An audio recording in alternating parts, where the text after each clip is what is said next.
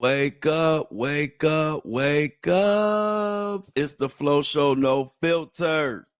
What I'm going to say today to get my ass in trouble? Well, let's cover my ass. The thought, views, and opinions shared at the Flow Show, no filter, are for educational and entertainment purposes only. I am not a professional. I am just good.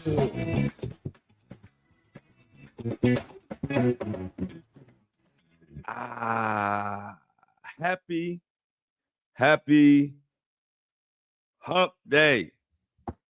Wednesday for everybody out there. A little early today. I got a little something I got to do at 10.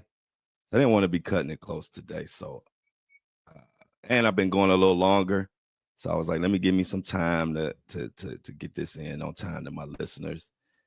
So I'm here, happy to be here on the early side. Let's get started. Hope everybody enjoying their weekend and enjoying themselves. We got a great show for you today. Got a few updates, some good updates. Well, I won't say good or bad, but updates on stories that we have been covering. Got an update on Tony Busby's situation. Got an update on Diddy, Kanye's situation. Got an update on Sadishka. And what else do we have an update on? Basically, that's it, though. We're going to focus on those. And, of course, we got a Diddy update. Diddy is the judge has made an update on Diddy's and those witnesses. So we're going to talk about that. And I got hit with, about to get into this Diddy mess, but I got hit with another Walmart. Was it Walmart? Yeah, Walmart. Did a replacement on me. And I'm going to say veggie chips don't mix with sour cream and onion. Like, don't make veggie sour cream and onion chips. They not made. So just warning anybody out there, if you get those little veggie chips that kind of look like Pringles, we usually get the plain ones. And Walmart did some type of replacement and gave us some sour cream and onion. Them things is non-stop nasty. They're aggressive as hell. As soon as you bite into them, they like, yeah, nigga, these are sour cream and onion. Like, and I like sour cream and onion. You know, in the hood, we love sour cream and onion, but you know, we need, you know, the fattening chips and the hot with hot fries and all that type of those chips. That's when I do the sour cream and onion. But when I'm trying to be fake healthy and I get my plain veggie chips, Walmart, you fuckers, send me the regular chips. Don't send me some sour cream and onion. Say that for Lay's and even Pringles, the real thing, I could do it, but not them veggie chips that Walmart got. Come on, y'all, Walmart. Quit just substituting me for substituting anything. Now we got 3 or 4 cans of sour cream and onion veggie chips. I don't even think I'm gonna be able to eat 3 or 4 of them. So I'm pissed off right now about that. But that's just my little quick rant. Walmart, stop with y'all replacement shit. Y'all replacement game is crazy. Matter of fact, Walmart's replacement game is diabolical. But not as diabolical as the man of the hour, the diddler. So let's get into this. Let's get into the Diddy. You know, I must shout out my subscribers and my shoppers. Don't let me forget. But we got an update. Let's get into it. First of all, let's start with Diddy, Mr. Mohawk Man himself. So what we got is the judge has officially ordered prosecutors to reveal the names of Diddy's alleged victims, but only to his lawyers. But if you're watching the Flow Show, no filter, we're going to do a little speculating. I got an idea who those 3 victims are, and we're going to talk about it. And I'm going to name them. And if we have more ideas, I might do another show about it tomorrow because I got an idea. I know who who the victims are and some of the witnesses, because you know they're trying to keep names from us. But if you decode the actual indictment, and then you look into some of the lawsuits, and then you just kind of dig through the whole history of the diddler, you could get a kind of a good idea of who the victims are. So we're gonna get into that. We're gonna name the victims. We don't give a damn. Like I told you before on the podcast, we're not waiting for the system to tell us who these victims are. We're gonna go ahead and speculate, and we'll know before the world know. Watch what I tell you. So check it out. This is from Baller Alert. Judge orders prosecutors to reveal Diddy's name, victims' names, and it goes like this. Article starts up. TMZ reports that a federal judge has ordered prosecutors to disclose the identities of 3 alleged victims in Sean Diddy Combs' federal sex trafficking and racketeering case. According to the motion filed by Diddy's attorneys on March 6, his defense team requested the names of 3 anonymous accusers and witnesses mentioned in the U.S. Attorney's Office's indictment. And today's show, we're going to name who we think possibly one of those witnesses is, and we're going to name the 3 accusers. Now let's continue. The government's case filed in the Southern District of New York refers to them only as Victim 1, Victim 2, and Victim 3. Diddy's legal team argued that they needed the information as soon as possible to prepare for trial, which is now less than 2 months away. In response, the judge ruled that the prosecutors must provide the names to the attorneys. They were supposed to provide that by March 10th. But under the attorney's eyes only, that's what they're supposed to do. So far, Diddy's legal team has identified one of the victims, which is Cassie Ventura. Given that the indictment referenced the infamous 2016 hotel surveillance video showing Combs assaulting her, his lawyers also believe the other 2 alleged victims are former girlfriends. Despite the court's ruling, a gag order remains in place for the case, which means the victims' identities may not be revealed to the public until the trial, if at all. If the judge decides to close the courtroom during testimony, the accusers could remain anonymous even throughout the proceedings. Y'all know that ain't gonna happen. Y'all know somebody gonna spill those beans early. I don't know what the hell Baller Alert talking about. Let's continue. Diddy has continued to deny all the allegations. I gotta say that to cover my ass. No Diddy. Now, let's talk about these victims and these witnesses that they trying to keep nameless from us, but they don't know. This is the Flow Show, no filter. Ain't nobody going nameless. We're gonna do some digging and we're gonna find out exactly who they talking about. Because it's just like, hey, they didn't want us to know the Cassie. Now I don't know who leaked the video. I don't know, but if we going according to the law, according to whatever was being said in the official filings, the feds didn't release that tape. So let's just assume the feds didn't release the tape. They didn't want to reveal Cassie's name. What happened was the indictment spelled out that there were that one of the victims was beat up in a hotel, and it gave, I think, the year, the time frame, or maybe even the date. And then the Cassie tape got leaked, and everybody put 2 and 2 together. And they said, oh, well, victim 1, this is before the superseding indictment. They said victim 1 has to be Cassie because we saw the hotel beating. We saw it on around that time, that date, or whatever they said. And that's kind of how Cassie even got put out here. And I'm saying that to say that they wrote the indictment nameless for a reason, but the incidents will kind of point out to who they're talking about. So Cassie beans got spilled, and that's how we know it was Cassie. Then here comes this superseding indictment. Now, in the superseding indictment, we also have context clues of who those 2 victims are. and also who some witnesses are because of the actual crimes that are alleged. So let's talk about this indictment so we can break down who possibly are these two other victims and another witness that we may think his name will pop up.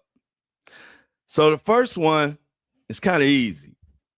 And we talked about it before, so I'm gonna do the first one that we already talked about. Then we'll get into victim number 3. Then we'll get into the witness. Now, the first one was kind of easy because they said in the indictment, Diddy is being alleged to have dangled somebody over an apartment or hotel balcony.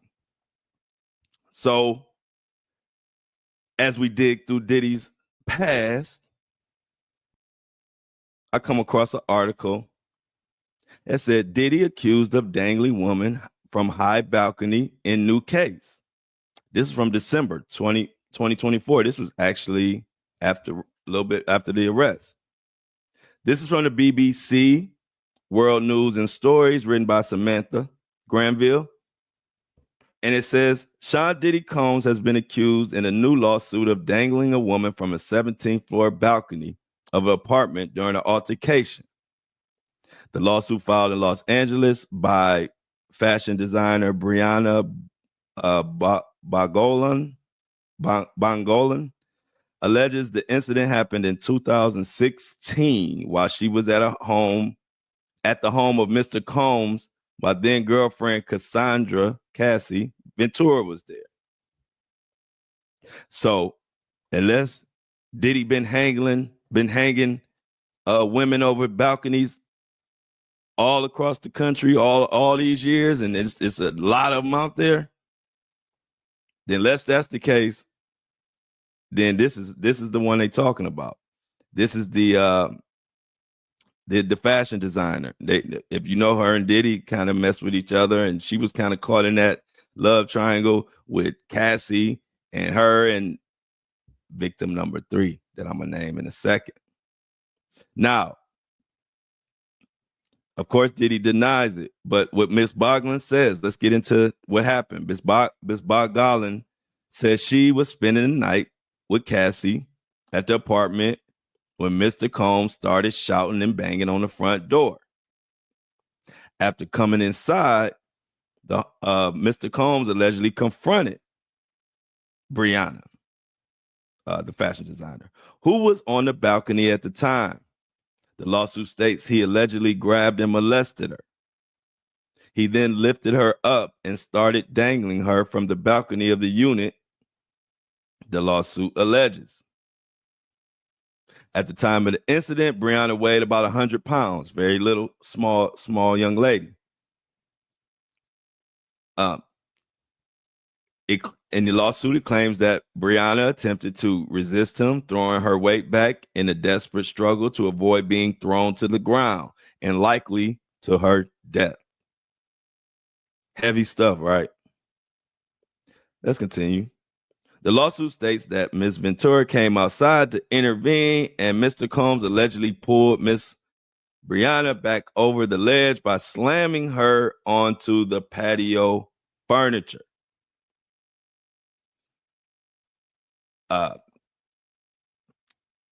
Brianna claims she did not and still does not know what provoked the alleged incident. According to the suit, she is seeking $10 million in damages. I don't know if she's going to get that much, but who knows? And also in the lawsuit, Brianna says it was a culmination of series of threats, intimidation, and violence that covered many of her interactions with Mr. Mohawk Combs. The allegations echo an incident noted in a separate lawsuit with Cassie. And we all know about the Cassie lawsuit and what happened. I don't have to go on that, but Ms. Brianna alleges she endured terror and abuse from Combs throughout their professional relationship, which began when the music mogul approached her about collabing with the fashion line. So Brianna, she got a lot to say. And if she is victim number 2, Diddy gonna be cooked. Because not only does she have several incidents that line up to what happened allegedly to Cassie, not only that, but they also have incidences where they both were there, as they can be witnesses to each other's getting victimized.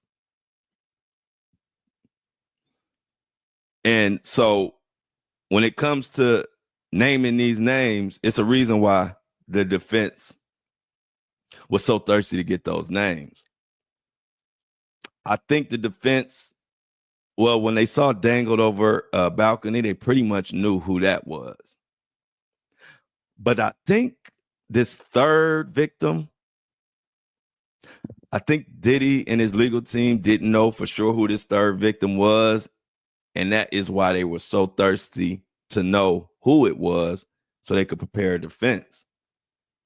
Because the possible third victim that I have right here in my phone, she had allegations, but as far as I could check, I couldn't find any lawsuits. But she had the same stories, the same exact stories as Cassie, and similar stories to Brianna. Tell me if you remember this person. He had caught me texting another man. We was in Miami. It got really crazy that time. We was upstairs and he had like, we were in his closet and he like pushed me and I fell to the ground and then he like stood over me. So I was like laying on my back and he stood over me and he started like punching me like this. Like he avoided my face, but he like started punching me like on the side of my head and I was just like covering my face. And then after he got done doing that, he like stomped on my stomach like really hard and I like took the wind out of my breath. I couldn't breathe. And he kept hitting me and I was like pleading to him, like, can you stop? I can't breathe. And he like stopped for a little bit. He like grabbed my hair from the back and like was like punching the back of my head. Cause he was just avoiding my face when he was like hitting me. So for those that don't know or didn't recognize that voice, that was another one of Diddy's exes, Gina Hun. I forget how to pronounce her name. I'm gonna just call her Gina, but it's last name Huynh. And in that story, that's Gina telling a story about the time that the diddler stomped her in her stomach. Rumors were that it actually caused her a miscarriage, and he did that multiple times. Now, the reason I tend to think that she's a strong possibility of being victim number 3 is because she's also another one considered to be an ex of Diddy. And it seems like they put Cassie there, and I'm pretty sure that the one dangling over the balcony could be one. And it seems like they're the only accusers that they're actually putting in position or actually getting behind are accusers that had relationships with Diddy, like long term. If you read the indictment. And so she had one, and in the federal indictment, she had a long relationship with Diddy, off and on. She was talking to Diddy during the Cassie stuff, all kind of stuff. So Gina, the federal indictment against Combs details a pattern of abuse, including physical assaults, where he allegedly struck, punched, dragged, and kicked women. So punch is an indictment. It women with the E, meaning plural. So not just Cassie. And we didn't literally see him punch Cassie. So I don't know, but we know he struck her. We know he dragged her. We know he kicked them. But he said kicked women, plural. So if you're not just talking about Cassie, who's another woman that is alleging that Diddy punched, kicked, and did all that over a long period of time? And they said these injuries often resulted in healing times of days, even weeks. So given the similarities between Gina's allegations and the behaviors described in the indictment, one could speculate that she could be among the victims referenced in this superseding indictment that is about to be named. And now this is just me guessing, but did he know that Gina had a lot of secrets? Because Gina is one of the few that didn't come out with lawsuits, but she told what happened.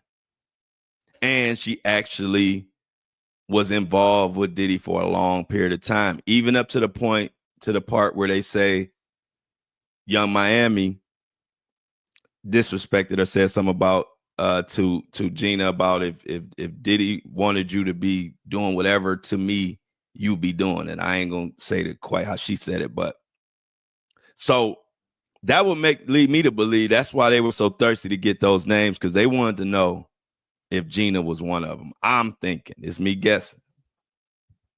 They wanted to know, was Gina in that mix of the three alleged? I'm telling you, they pretty much knew who the dangled over the balcony was. I'm pretty sure. Like I said, unless Diddy been dangling women over the balcony left and right, they pretty much probably knew who that was from the indictment. And of course, they knew Cassie.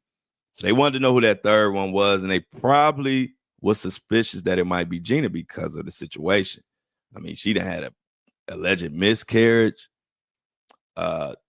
different stories. She was around back and forth in between the love triangles of Cassie and whoever else Diddy was talking to. So in my mind, keep an eye on Gina. She might have came clean. She might have came to the feds and say, hey, I got a story to tell. And that might have started the superseding indictment, because if I'm reading the tea leaves, seems like the feds are only going to get behind relationship. Like if you had a relationship, I don't think they're going to just take a random person and take a random person's allegation and just put them in this indictment. I think, especially when you look at how they ran with Cassie, I think they are saying that, if we want to get a conviction, we need victims that have a relationship in some form or fashion with the defendant, instead of just like somebody that might say they had a random hookup. I don't think they want to even try to get a conviction on that. I think they want to go with the short bets. So that's why I say those three, Cassie, Brianna, and Gina, those are my top three. I'm going to do some digging and some more. But now let's go to one of these unnamed witnesses. Allegedly, this is just me speculating, but I normally be right on the money. So let's go to the next witness, who I think is a witness. They're not naming her, but I believe she's a witness. And that's KK. And if you know what KK is what is her name? Christina Coram. Now, she says that there's no way that she did none of the stuff that they're saying. Y'all know she's been basically Diddy's chief of staff for I don't know how long. And she was the one that they claim set up the freak offs, carried out everything that Diddy needed her to do, as far as setting up the Wild King nights and getting them the drugs that he needed and all type of stuff. So she has an article that's in Rolling Stone, and she's coming out swinging. which is another reason why I think she a witness. And they're not naming her, but we naming people allegedly on the Flow Show No Filter because we digging through the indictments. That's all I was doing yesterday, was digging through the indictment and digging through the internet and seeing what the hell makes sense. So check out this Rolling Stone and listen to this one clear, because Rolling Stone is high as hell. They charge. I pay like, I don't know, like $10 a month for this Rolling Stone magazine. So I'm glad when they have an article I can use every now and then.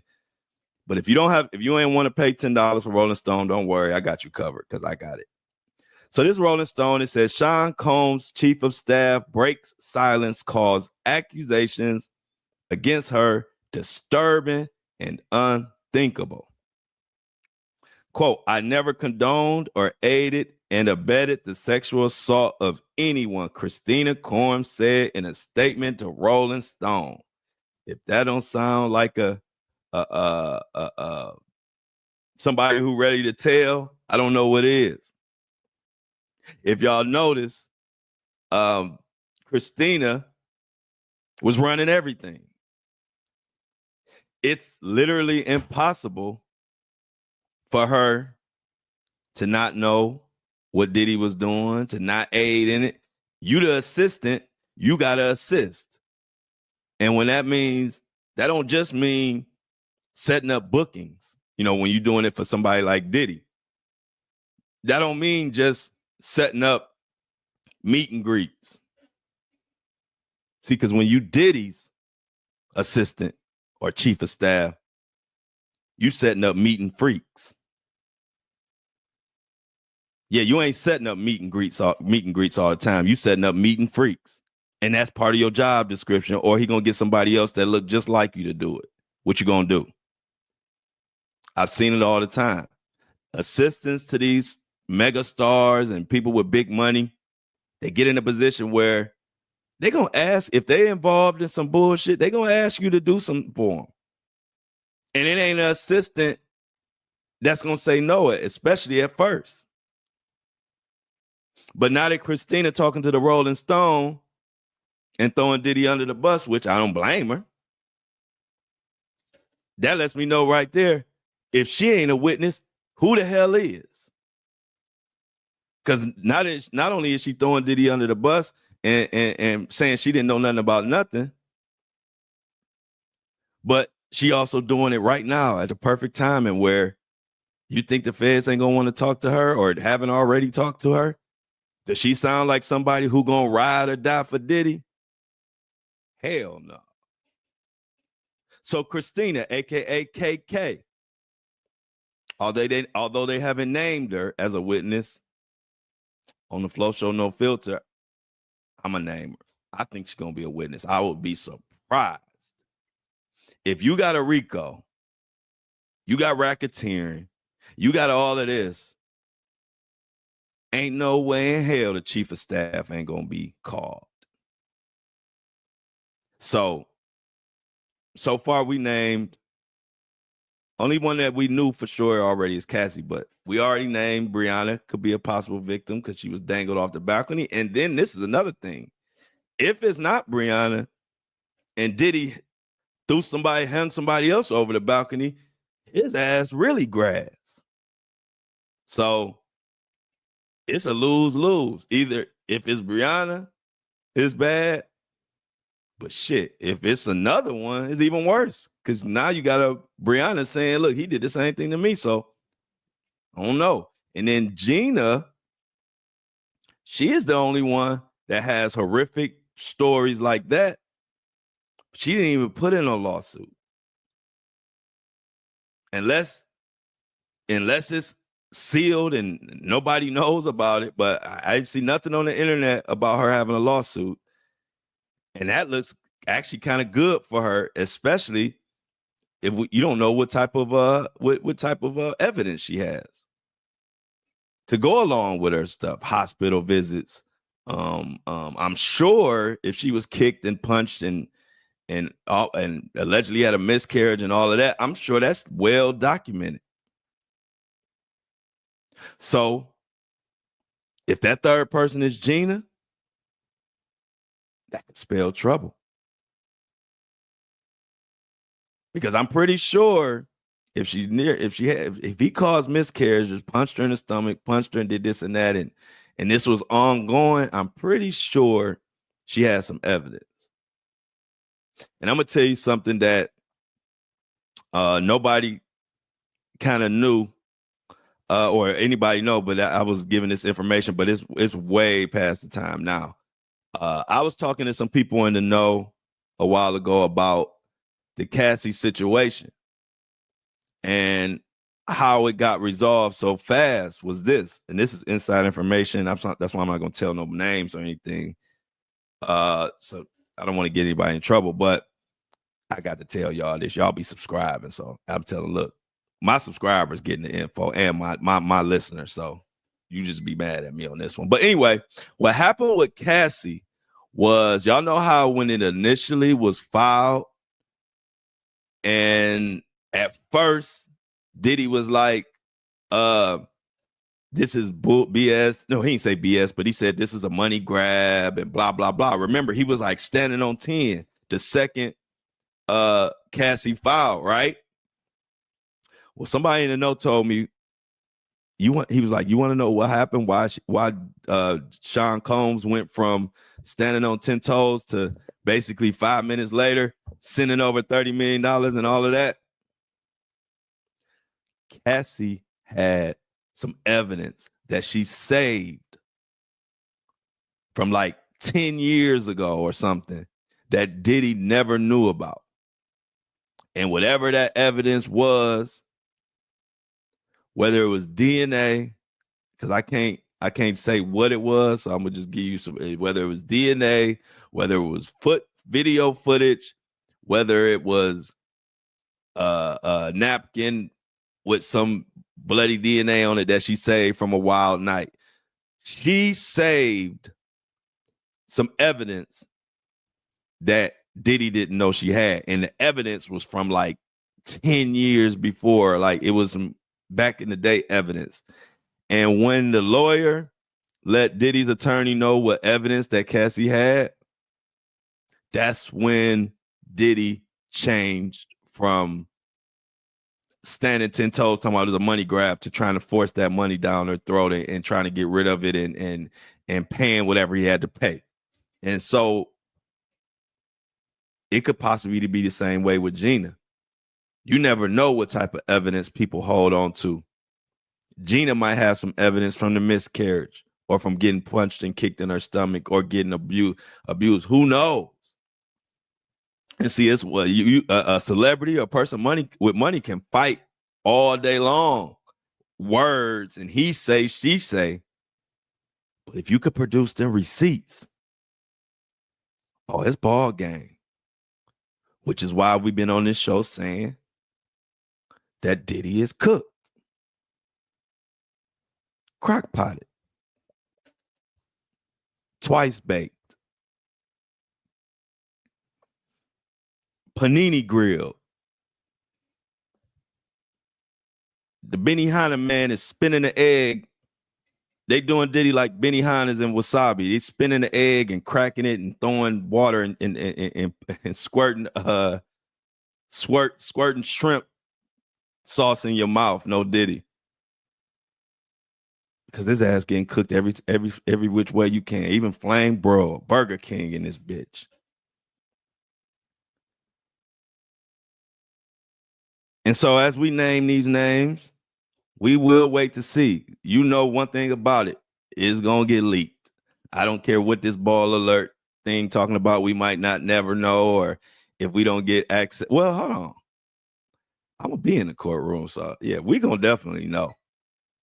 We're going to definitely know because my ass in the courtroom, especially on certain days that I know is going down. So we're going to know on this show. So make sure you subscribe, by the way. I don't know what ball alert talking about, but that's going to get leaked. We're going to know the names. And until then, we're going to keep speculating. And I'm going to keep watching it because eventually it will get leaked.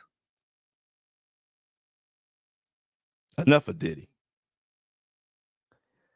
Let me go to something else real quick. I don't even want to spend a lot of time on this particular segment. But remember I told y'all I was out on Kanye? And y'all know Flo got that grandma intuition. came from my granny, the inventor of And I Don't Like It. When granny called out something, you better believe something gonna follow up and co-sign what she's saying. And Kanye just went too fucking far last night on Twitter or whatever, X. And it's just fitting that he did this right after I said I was out on him. Because I'm a Kanye, I'm a Kanye fan. A lot of us are Kanye fans. I'm more sad to see the crash out. Not happy to see this crash out. But he went too far last night. What did he do?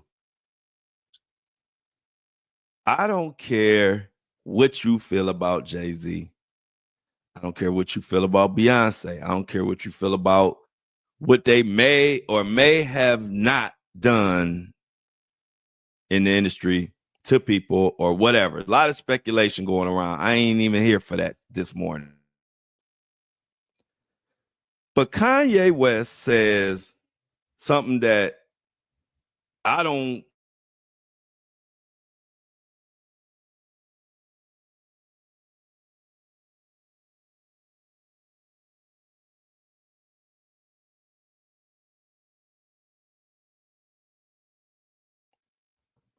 Has anyone ever seen Jay-Z and Beyonce's younger kids? They are retarded. No, like literally. And this is why artificial insemination is such a blessing.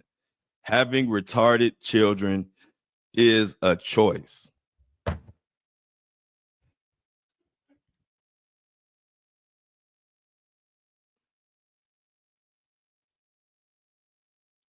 Kanye motherfucking West. I don't care what nobody say about no grown, what your opinions is. I don't play talking about no fucking kids from nobody. That's the quickest way to piss me the fuck off. And I knew when I said I was out. It took me a while. Y'all know, y'all ain't never heard me say I was out on Kanye. I would just speak on what he was doing, whether I liked it or didn't like it, and speak on it. It was just yesterday morning on the podcast, I finally just told y'all, look, y'all, I'm out on Kanye. He done went overboard. I can't honor that. I can't respect what he doing. And just to co-sign me and let me know I was saying the right shit, like always, he goes and says this. Now, I don't give a damn about what anybody feel about Jay-Z and Beyonce. Kids is off limits. Kids is off limits. That's why I don't want no corporate dollars. That's why I only want corporate dollars if they're going to be in line with what we doing on this show. This is why I want subscribers, and y'all think I be just saying this shit. No, this is why I want subscribers. I don't want to be as big as Jay-Z and be tied to all these corporations. Because the first celebrity or person that I know personally that comes out and say some shit like that about my son, I'm finding them and kicking their ass. I don't care about no sponsors. I'm finding you at some point. I ain't got to make no special trip. I will wait until I run into you till you think it's over with, and you're going to see in the news clippings, Flo kick somebody's ass. So y'all just be prepared to buy up a lot of merchandise or get a lot of subscribers or do whatever y'all got to do to bail me out, because I don't play that shit. I get just as mad, almost as mad when somebody talk about somebody else's kid with issues or problems. I get as if that's my kid. Now, when we ask, I wonder, is Sir okay and this and that, it's out of love. I don't want to be on here talking about nobody's kid I don't do that shit. I don't believe in that. Never did it. Never will. And I don't care who you is. You can't get away with that on here on this show. So when I read that I was angered. I was angered and I was sad. So I said, who the fuck? How you don't know no better, man, than talking about, you talking about somebody's kids retarded?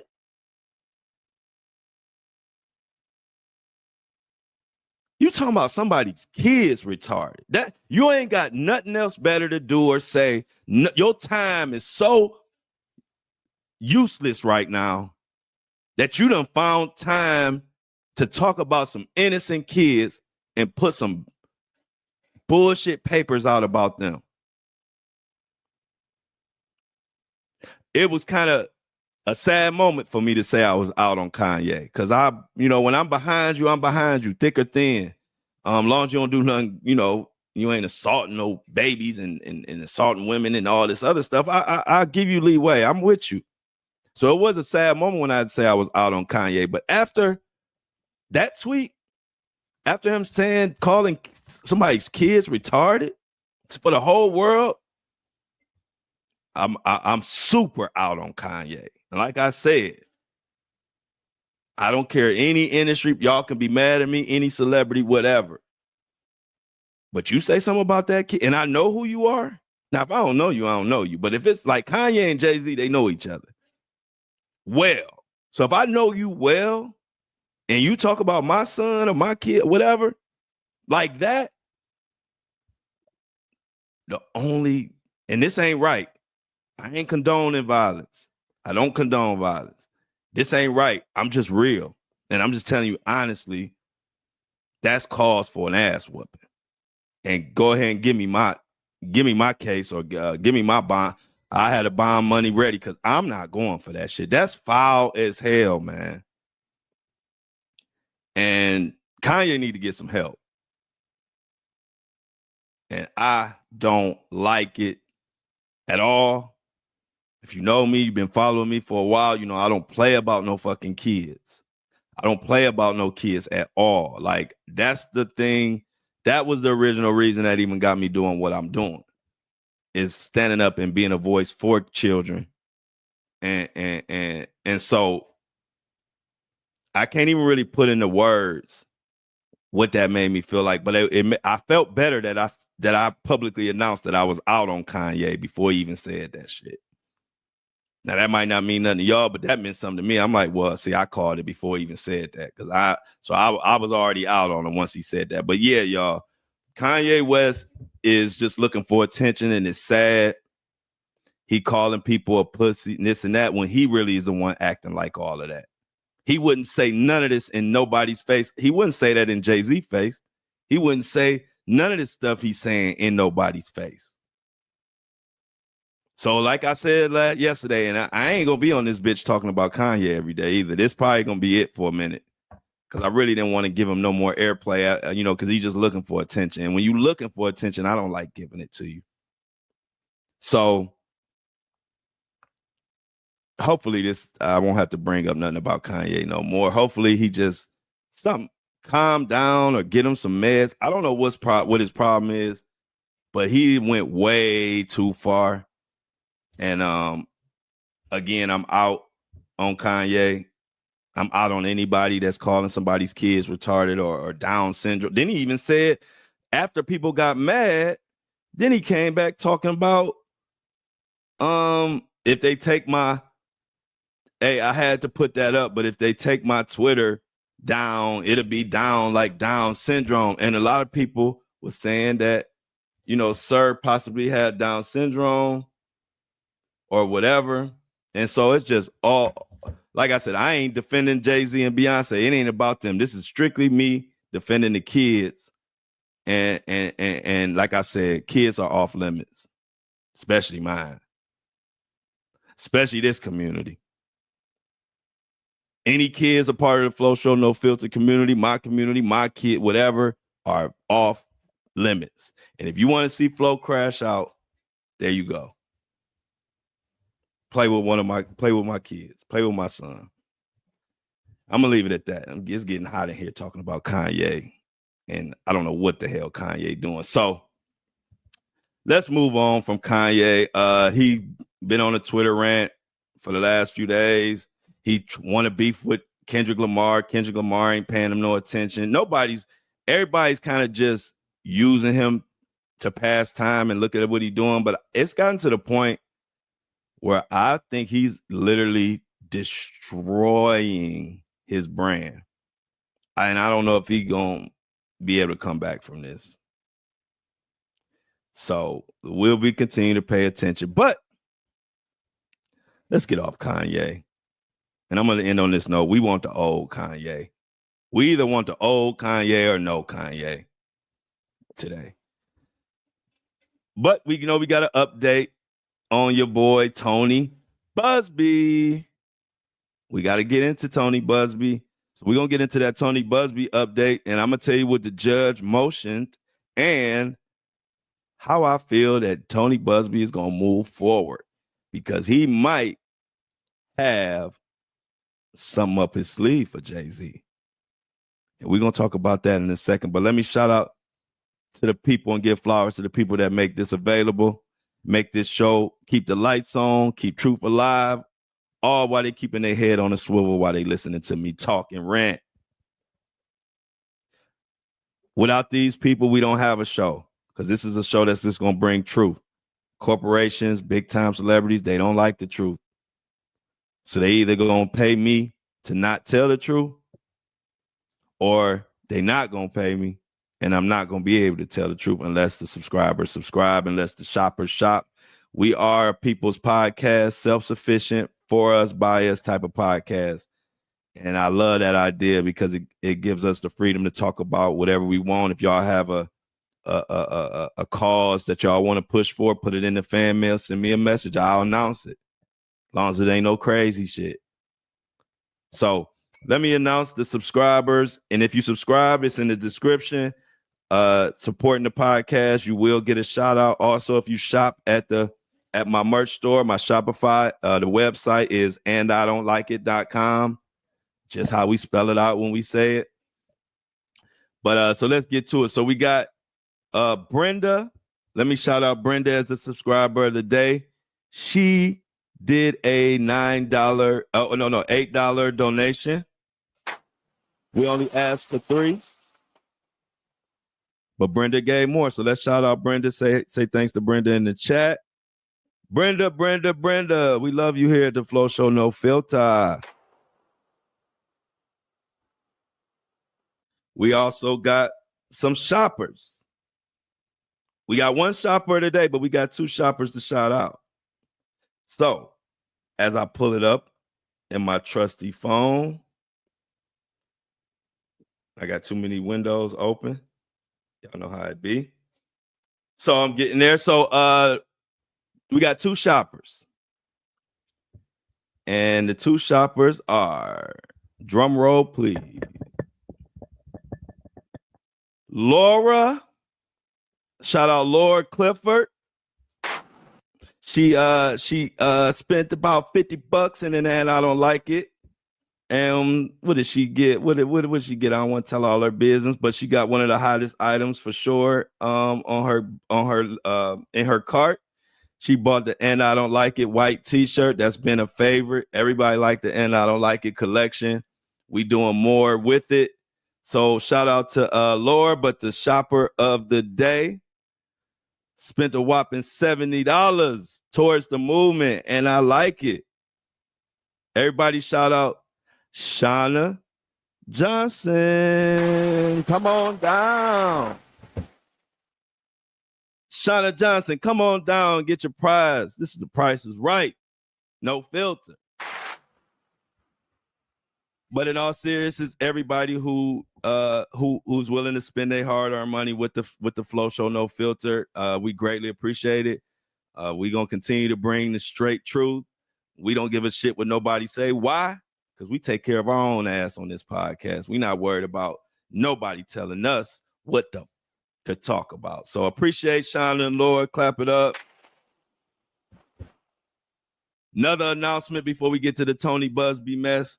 Another claps for Shauna. Give it up. Go Shauna. Go Shauna. Go Shauna. So we're gonna get into the Tony Busby thing, but see, we gotta wait, y'all, because this is how I be forgetting. I be so wanting to get back to the news and get to the juicy part. But oh no, Diddy. But an announcement that I can't forget. We got the tour. We almost at the final stage of locking in our tour date of Detroit.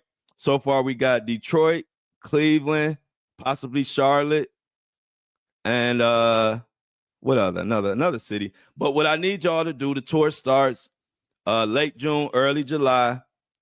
And I need y'all to tell me what city y'all want me to come to. The reason I'm going to Detroit, because all my Detroit people sent me messages saying you need to come to Detroit. And so, like, just like naming this show and everything we do, I let y'all lead. Y'all the ones that told me y'all want me to go on tour. Y'all ready for the podcast to come on tour. And the first city that made some noise was Detroit. So that's where I'm going. So anybody out there, even overseas, London, Australia, I see fans everywhere. Send me some messages to give me an idea where I need to come to. I think, Philly. I got a lot of messages from people in Philly. So Philly will be on there too. But send me messages. The Flow Show No Filter tour starts this summer. It's going to be a lot of fun. I'm going to do a live show in front of y'all. We're going to do some karaoke. We're going to have some fun. Flow Show No Filter live show going to be like no other podcast. Y'all know they can't compete with us. So we're going to continue to let them know. While y'all sitting there being all boring on y'all little podcast tour, the Flow Show No Filter going to show you how to fucking party when you go on a tour. When you go to one of my events, you're going to have fun. Even if you don't know who the hell I am. If one of your friends bring you, you're going to be like, I like that guy. Because we're going to have some fun. So please send me messages from all the cities that y'all want me to come to, because I'm only coming off messages. I'm not going to dictate where I'm going. I'm going to let y'all dictate where I'm going. So far, Detroit, Charlotte, Philly, Cleveland, Atlanta, those 5 are already locked in. But if you're from those cities, go ahead and send me a message anyway. Let me know I made the right choice. So anyway, one more announcement. We about to get to Tony Busby. Told y'all today, I ain't forgetting. I ain't letting y'all off the hook today. Also, we will be hitting 100K downloads Thursday or Friday. We won't celebrate. That's a huge accomplishment. I told y'all only 5% of all podcasts even make it to 100,000 downloads, even to this day. So we are in the top 5% of all podcasts of all time right now. And we got there because, for one, y'all told me to do it. And then when y'all told me to do it, I came in here and killed it. And we a good team. So to celebrate, we're going to have a little party on the podcast, whichever day. It'll probably be Friday, since even if we break it Thursday, we'll party Friday. And I'll be dropping my first headband, the 100K headband, and I don't like it. It's already designed. It will be dropping. We probably drop it Friday. It's going to be a commemorative limited edition. Y'all know y'all been waiting for the headband, but y'all know I move slow because I move correct. I like stuff to be right. I don't want to I didn't want to rush and drop a headband and I ain't really like it because I'm known for the headbands. I got a million of them, but I like these 2 are my lucky ones. So the headband and wine glasses will be dropping this Friday. The Flow Show No Filter wine glasses and the And I Don't Like It headband will be out this Friday to celebrate us hitting 100K on something that I had no clue would ever happen. I never knew I would even be doing a podcast. And when I look at independent podcasts and how low the numbers are, it really makes me like really appreciate y'all and appreciate what we got. Because I see people who have independent podcasts that are happy to get 100 downloads in a week on an episode. Like, that's not even bad. Like, that's, if you have a podcast independent and you get 100 or 200 downloads on an episode in a week, that's, you're not doing bad. Don't be frustrated, because I see a lot of people that's like what the numbers are. So for us to just pick up a microphone, I literally bought this equipment and learned how to do it that night. The first day my equipment came, I learned how to do it in an hour or 2. And the next day I brought you the first podcast. And to go from that to we about to hit 100,000 in 4 months, independent, clap it up for us. So look out for the headbands. Look out for the wine glasses this Friday. We're going to be celebrating. And thank y'all again for having my back and pushing this podcast, this little independent podcast that could. It's kicking ass, and I love it. It's like the movie 300. We independent, but we mighty, and I like it. I love it like that. Oh, and then I got the and I don't like it. I love it. Shirts coming soon too, so look out for those. And I don't like it. I love it. Coming soon. Anyway, got all the announcements out the way. For once, I ain't forgot nothing. So y'all just had to, sometimes I just got to stop and get them all out the way. That way I don't forget. So now we're going to get to Tony Busby. It's looking a little better for Tony Busby, y'all. Looking a little better for Tony Busby. So remember I talked about the judge had gave strict orders to Tony Busby to explain why he didn't tell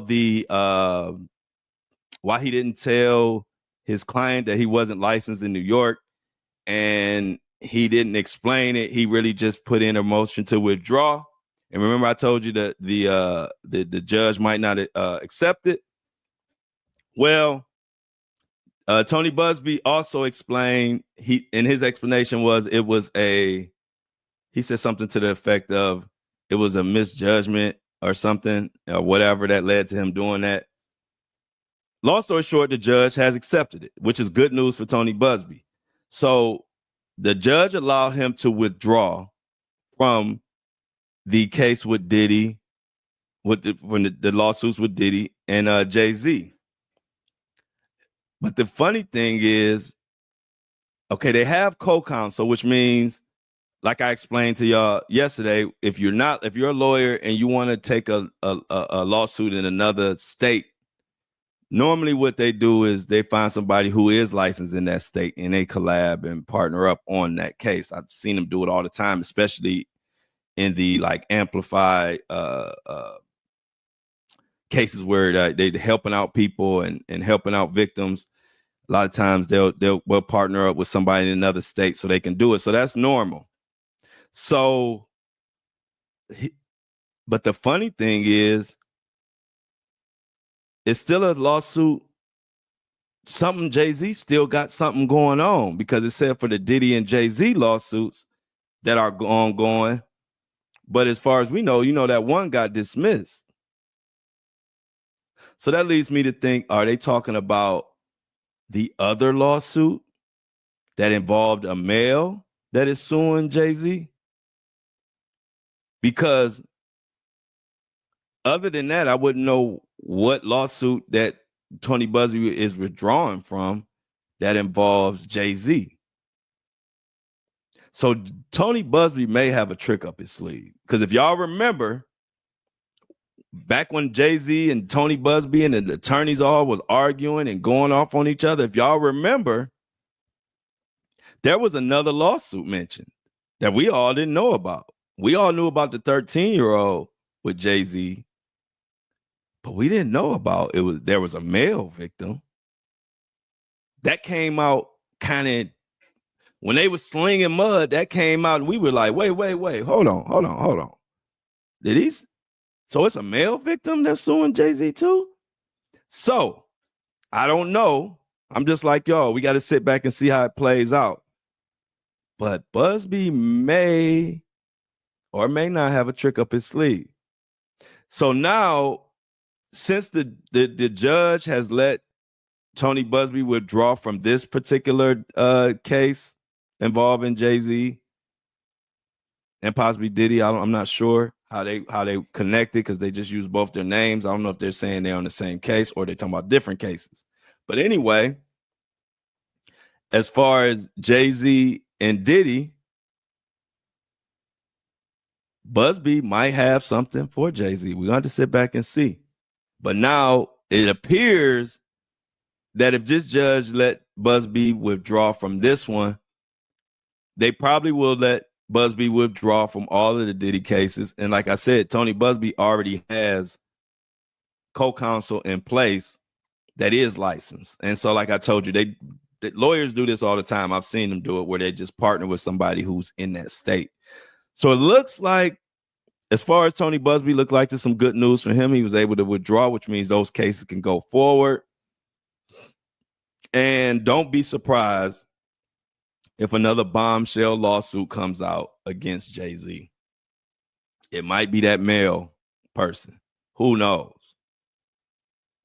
But we will be sitting back and waiting and seeing how this plays out, because I'm telling y'all, like I told y'all in the beginning, this is a heavyweight fight between Tony Busby and Jay-Z, and it don't seem like neither one is letting up.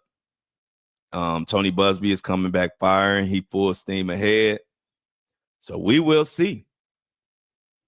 We will see who comes out on top, Jay-Z or Tony Busby, because they are going at it. And like I said, I'm starting to feel like Tony Busby might have a ace in the hole, but we'll see. So that's the update. So Tony Busby, just to bring it up and confirm, Tony Busby's motion to withdraw was accepted by the judge. Remember, I told you the judge didn't have to accept that. And so they did. So that's good news for Tony Busby. And also, we got to see what this other lawsuit that may pop out for Jay-Z. So we will continue to follow Tony Busby and this Jay-Z situation with the diddler lurking. And we'll see how it turns out. So before we go, though, we got to update Sadishka. We gotta update Shadishka's parents. Now we got some confusion going on about Joshua's passport. Now, if you remember yesterday, they had a hearing to say if Joshua is able to leave the island, because they took his passport. They were saying that he's a person of interest, but then they wouldn't let him go anywhere.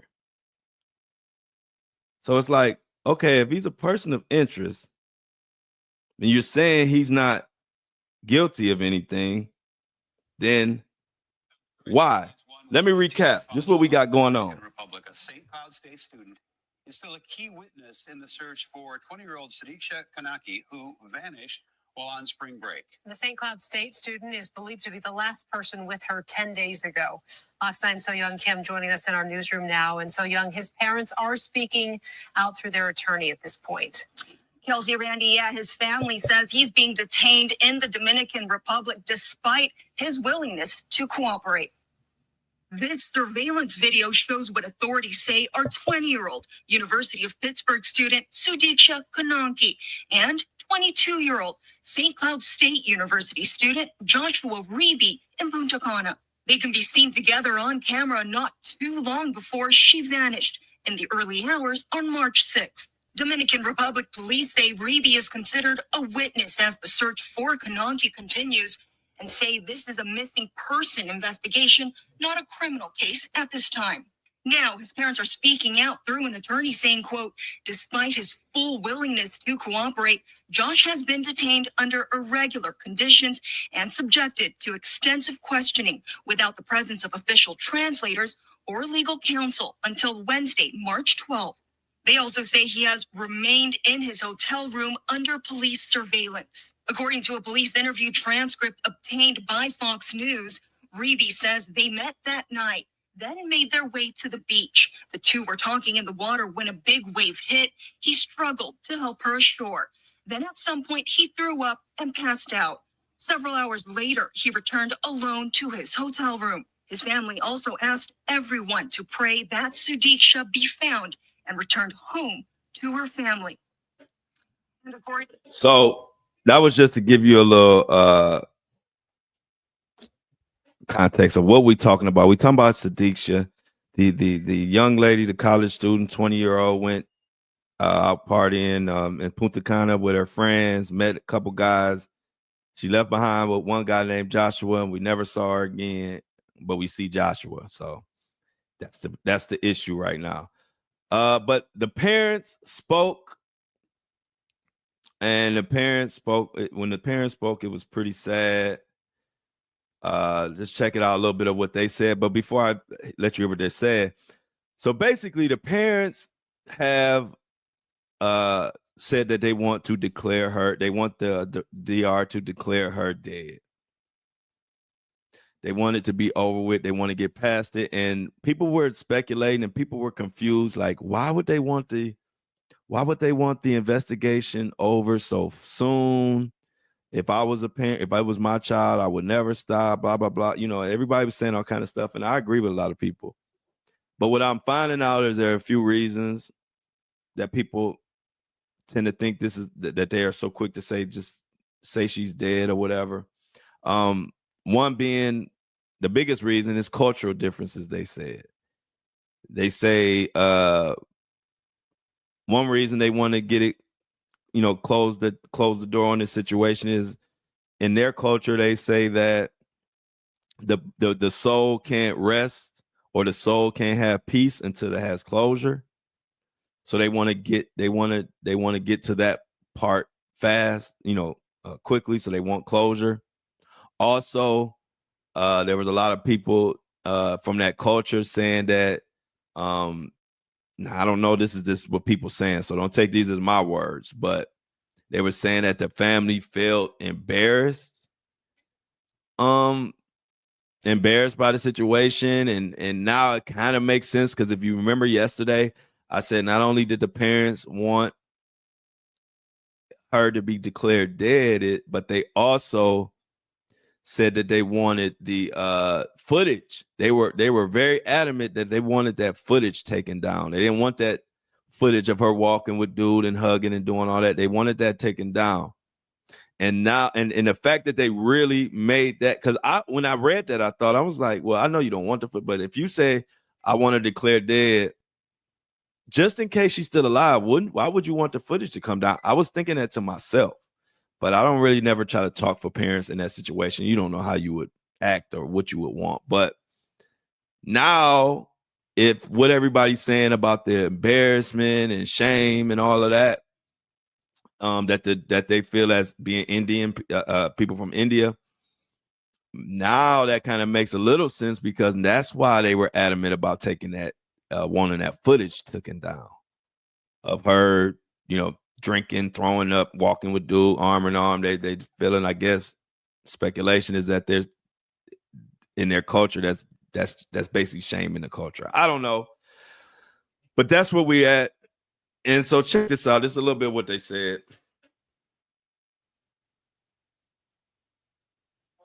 Authorities have shown us how high the ocean waves were at the time of incident, and both sides of the authorities also clarified that the person of interest is not suspect from the killing.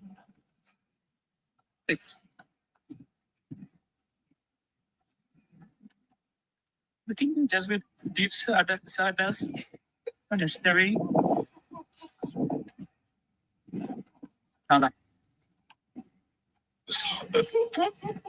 We heard that we are coming to the terms with the stars that our daughter at home. It's an incredible day.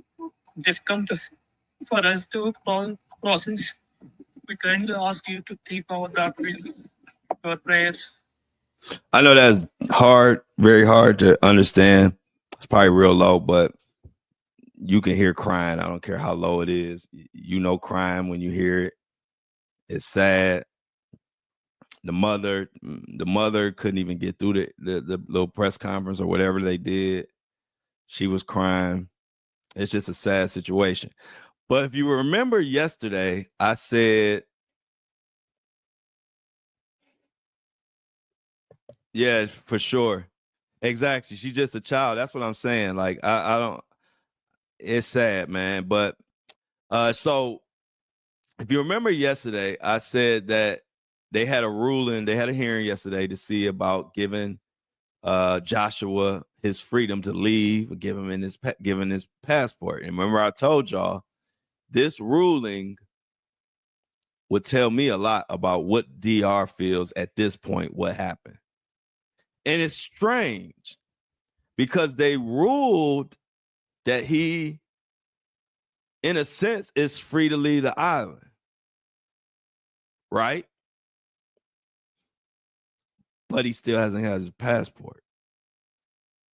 Now, there's some confusion whether they saying he lost his passport, the DR lost his passport, or if they just acting like they lost their passport to buy themselves some time, because now there's another hearing on the 20, did they say, I think it's the 28th?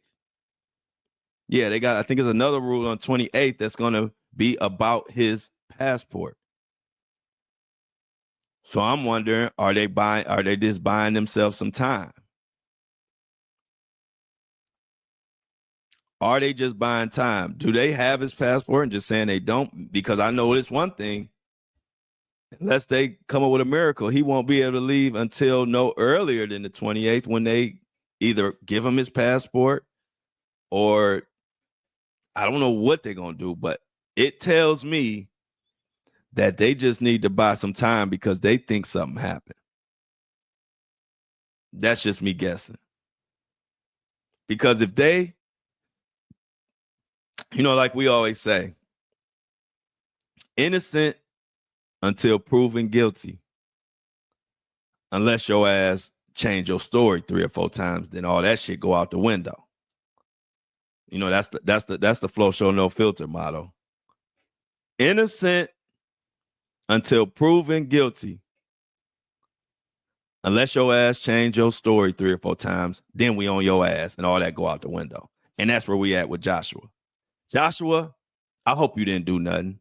I'm not wishing that you did anything. I hope you didn't do anything. But when you change your story and telling 3, 4 different stories and none of the stories make sense, this what you get. And that whole passport gate that's going on leads me to believe, because DR know more, and the FBI and all of them know more than we know. We only know the clues and the evidence that they have told us, but it's a lot more they know that we don't know.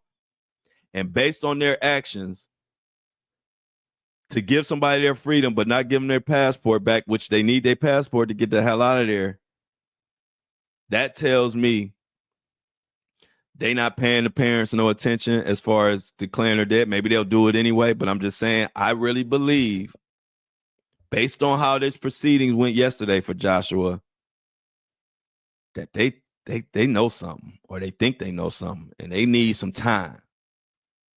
And normally, when they buy in time, normally that's for something like DNA or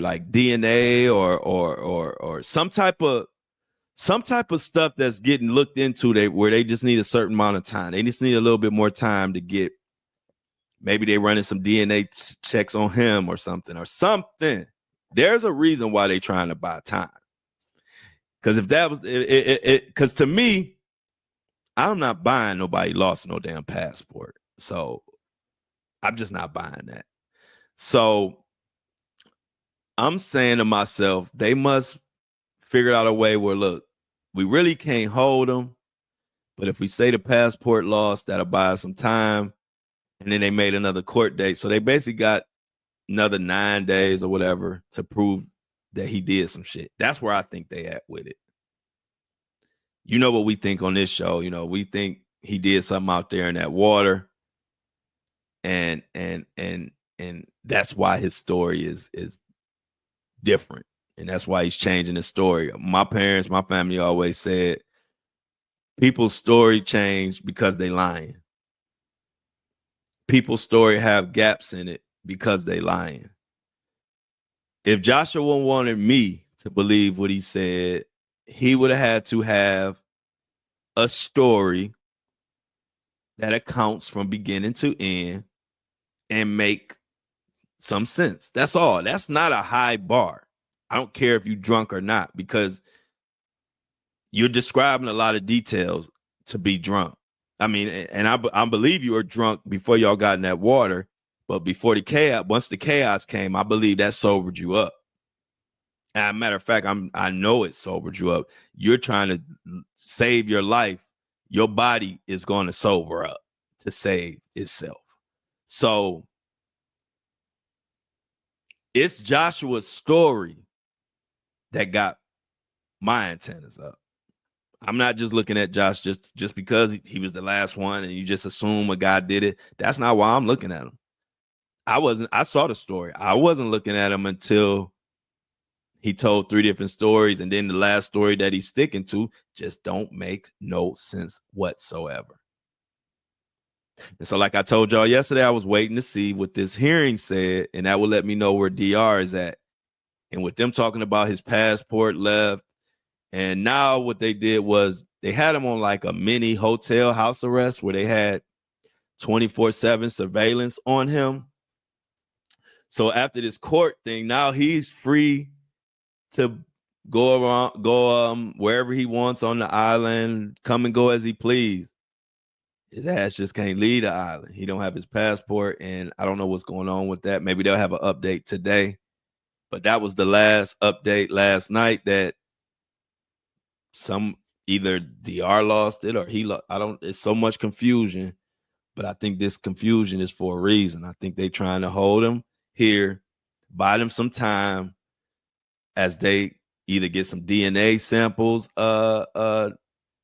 looked into, or they just want more time for the body to turn up. Maybe they want to look in the ocean some more. Maybe they want to look around. Maybe they want to do some digging on the beach or something. But I think they know something that they haven't told us yet. As a matter of fact, they might want him to be free to come and go, because they might still be watching his ass. They might want to see where he goes or what he does. Who knows? But like I told y'all yesterday, after this case and after this hearing yesterday, and they ruled in his favor, but he still can't leave. It reminds me of the person of interest stuff. You know, words don't mean shit. I go by actions.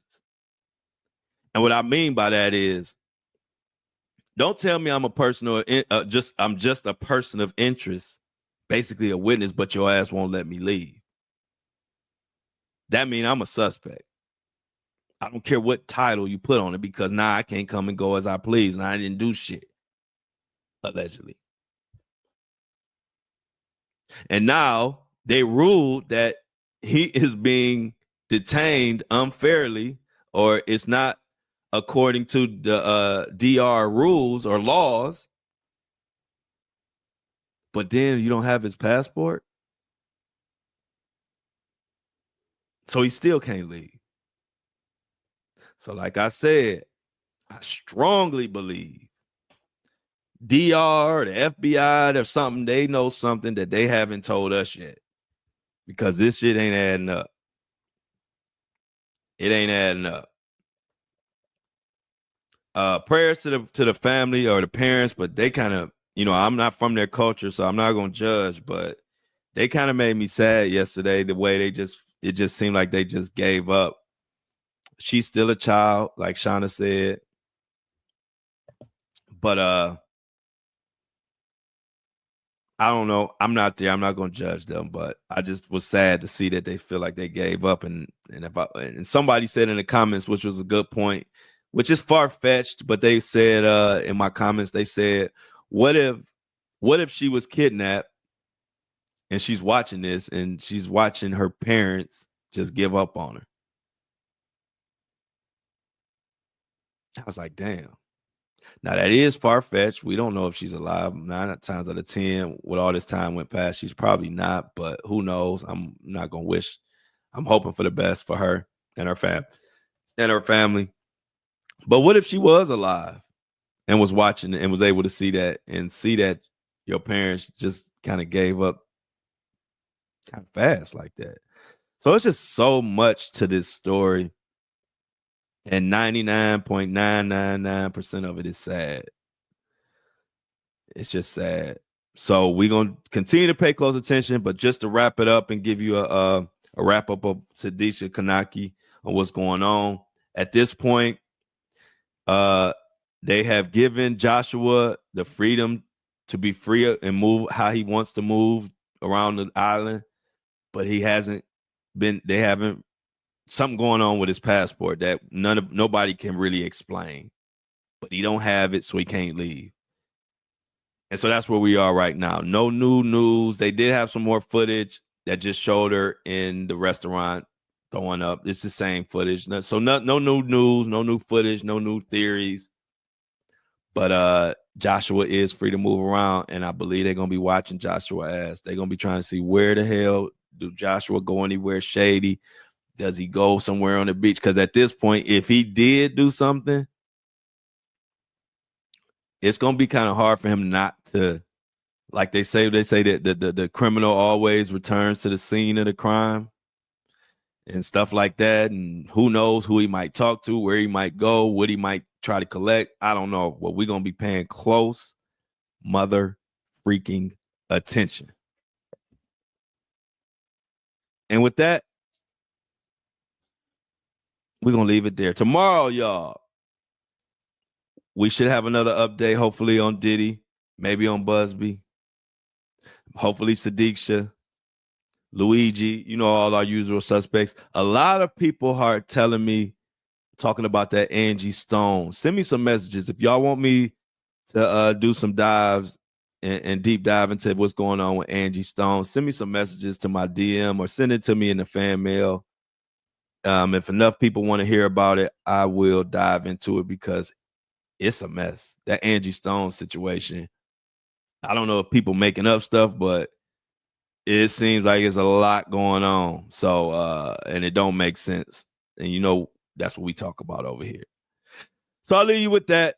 Once again, our motto is you innocent until proven guilty, unless you change your fucking story 4 times, and then now we on your ass.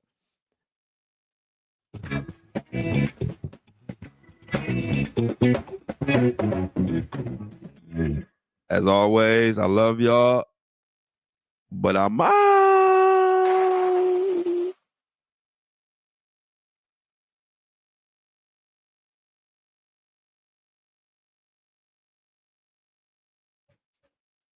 Oh, whoa.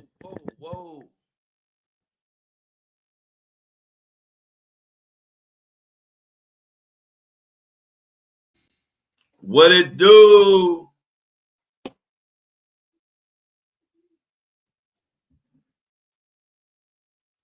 What it do? Breakfast crew. What's going on? The news, is the news not crazy as hell right now? Look at Sybil. Sybil say, I'm out. All right, Sybil. You be good, Sybil.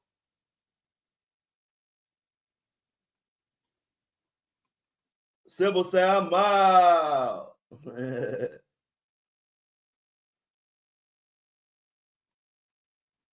Give me 1 second. We gotta get Apple and Spotify loaded up. We gotta get Apple and Spotify loaded up.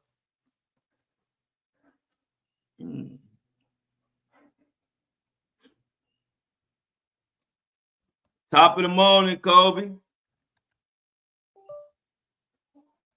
Let's get Apple and Spotify loaded up. What's up, family? Amy, Mini Me. What's up, Aunt Mini Me? Yeah, have a good day, Sybil. Yeah, I agree with you on that, Amy. I think the family don't want to know nothing else.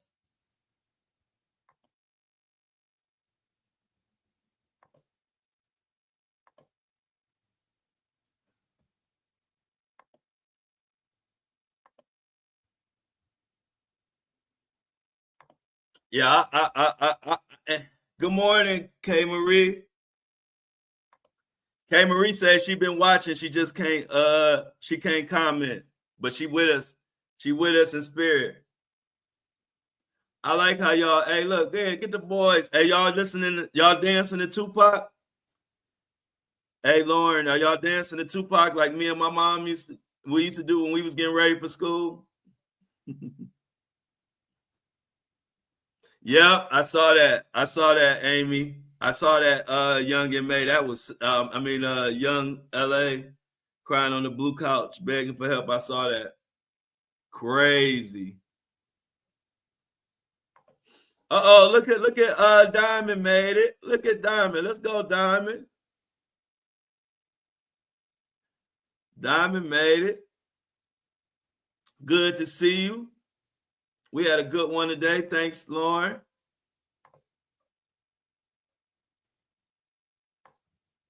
What about Kanye's crash out, yo? Oh, yeah, definitely. You're right about this, Michelle. I'm glad you brought up this case because I did mean to look into this one. I actually forgot. I got so overwhelmed with other work. But yeah, I definitely need to look into that. The murders. Do a deep dive into the twin boys in Georgia. So let me put that in my notes, Michelle. Thanks for reminding me on that one. Twins, and that is a crazy case.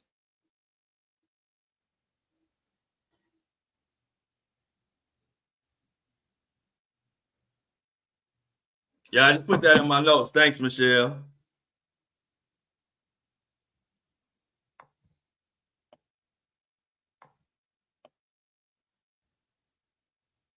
Yeah, man. I'm like, we having our little drought, see Tuck. You know how that go, but they need these losses.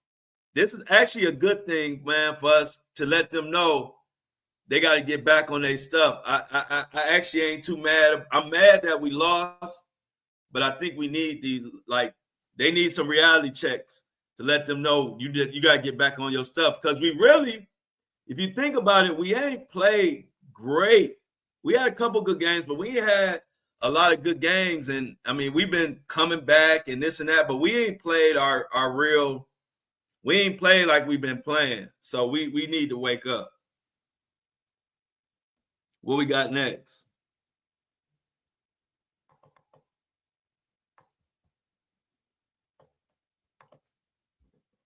Amy. Look at Amy in this. Amy said we up early. Yeah, we gotta let them know we still human. Yeah, Kanye need to be slapped.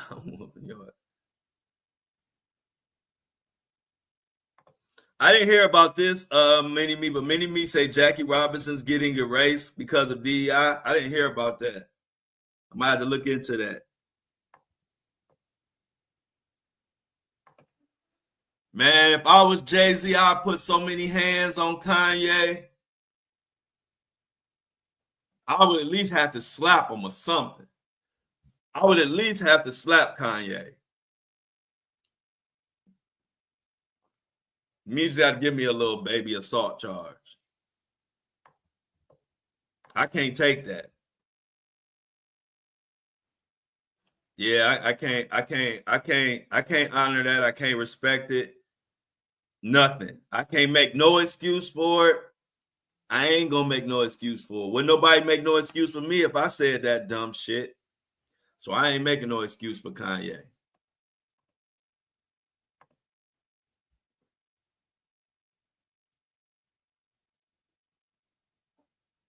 Amy said she threw with him too. I'm for real, y'all. That's crazy. I don't like that, man. You gotta be a different type of person to shit on some kids. You gotta be a different. You ain't never heard me on. I am never talking about nobody's kids, man. Not little kids. Once you get grown, you open season. But little kids, man. Little kids, nobody should support. I ain't supporting nothing, Kanye. I'm not putting another dollar in Kanye's pocket. I don't rock with nobody that do that. I don't rock with nobody. You gonna cause some kids retarded. You need help. You need help.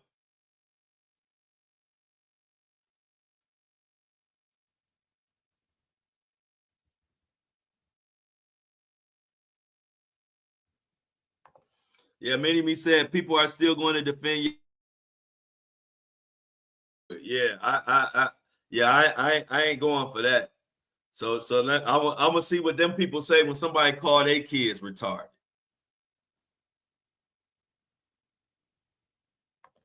Yeah, we don't respect that here at the Flow Show at all. We don't respect that at all.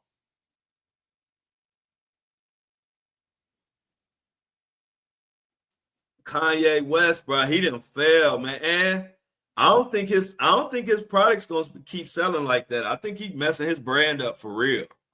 I don't think he gonna get his brand back. He need help, man. Oh, sweet. So Jennifer got her stuff, y'all. Jennifer just got a notification that her Flow Show merch got delivered this morning. Clap it up. Let's get it going, Jennifer. We need you to style in it. We need footage. We need pictures.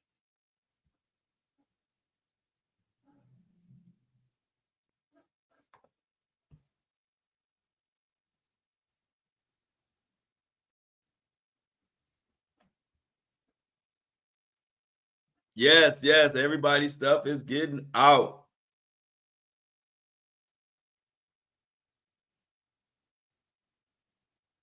Okay, appreciate that, Jennifer. We appreciate your business. We appreciate the support. We appreciate the support. Everybody say yes, yes, yes, yes, yes.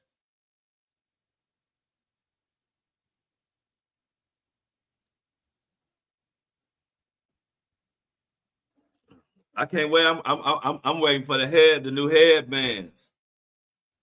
Me said hers might come today. Yeah, them orders is getting out, cranking them out.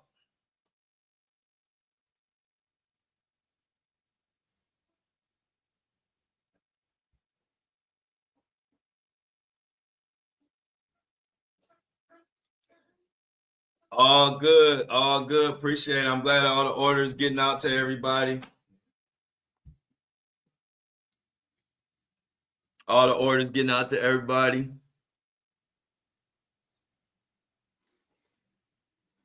So yeah, Kanye West is tripping. I don't know what's going on with Sadishka. Have y'all been hearing the same thing about her parents said that they that's a good idea, Michelle. That's a good idea, Michelle. I'll put those in the notes.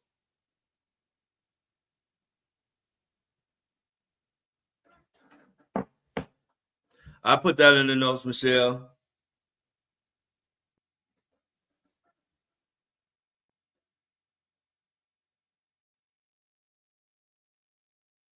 It says previously classified files related to 1963 assassination of President John F. Kennedy have been made public, but they can't put out the Epstein files. Yeah, they telling us some old ass JFK news that we already knew. That JFK is just a smokescreen.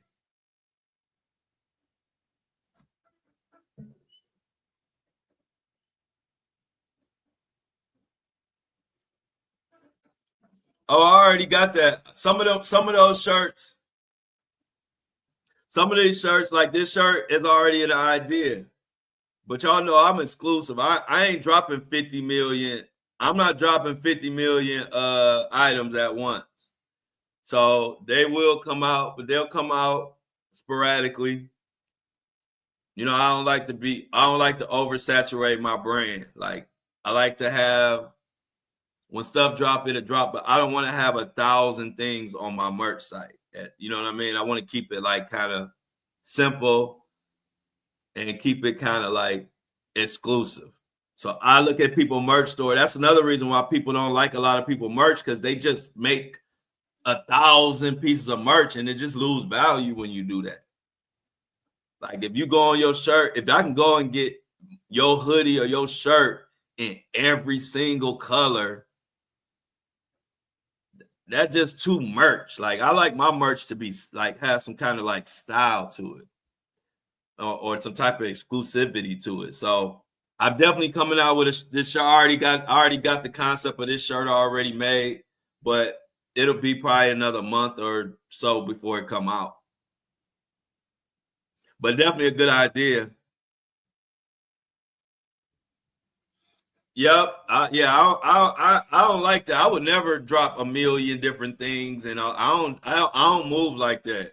Like I like to drop exclusive stuff and put some real effort into like the whole, either the design or the significance of it or something. I don't want to have a website just full of, I could put 50 different things on there tomorrow, but I don't do it like that.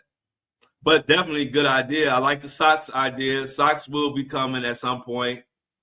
The wine glasses, I think I got that idea from Michelle too. That was a good idea. I think Michelle the one said the wine glasses.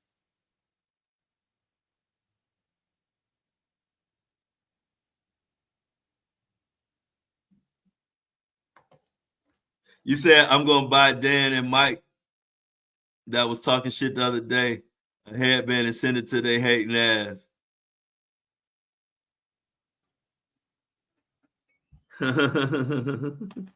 For real.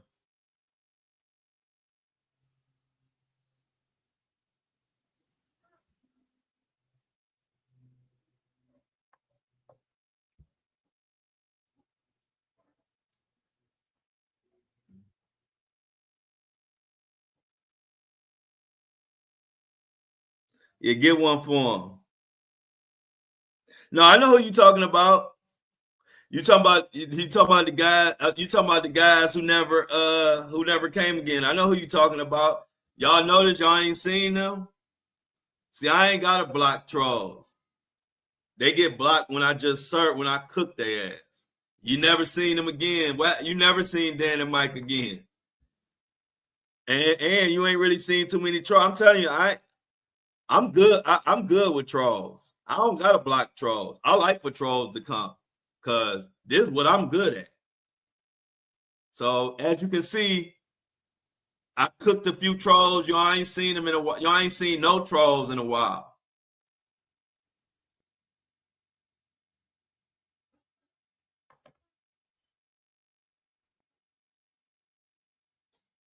Yeah, I knew that about JFK. Yeah, my uncle, his father was part of the Secret Service or something. So I know a lot of the little JFK stories that a lot of people don't know, because my uncle's father was like in the Secret Service or something.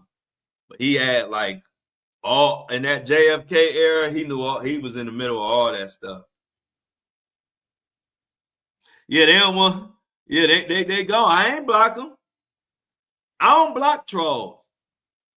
Only I block you if you saying something that might get, like make my channel look crazy. Like if you cussing or saying some like nasty something, and I gotta block you like that. But if you just come on here trying to talk shit, I don't never block you, because I'm good at that. And now, as you can see, you ain't seen none of them since. I ain't the one. I tear trolls apart. They don't want no part with me, especially with a microphone. I tear them apart with typing, but don't give me a microphone. You don't want smoke with me. I'm telling you. Look at Shan. Look at Shauna. Shauna's still with us. Yeah, hey, look, Michelle. Hey, my uncle, I could co-sign that, because my uncle told me that too. He said JFK loved the sisters. He loved him some sisters. But we all saying we're the Epstein files and we're the Diddy files. We done with the 1950s and 60s. Why that's 100 years ago. Now you want to show us them files, man? I ain't giving you no credit for that. Y'all, the Trump administration gets zero credit for putting out the JFK files from 100-something years ago. We want to know about the Epstein files and the Diddy files.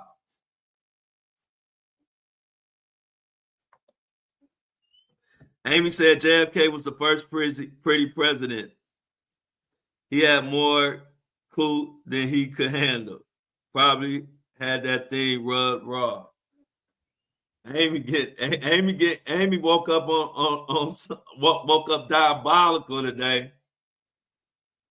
Look, Kobe says it's gonna be 50 years redacted. We just got Area 51. I'm not impressed about no JFK files. You give us the Epstein files, and you give us the. Oh, okay. Give me 1 second, y'all. Apple and Spotify is ready to go. Give me 1 second. Throw a little music on for y'all.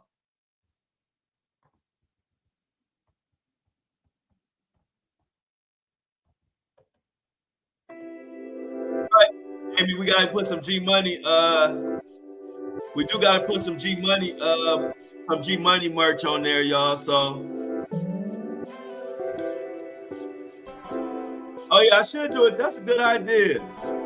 I might do a JFK Diamond. Good idea.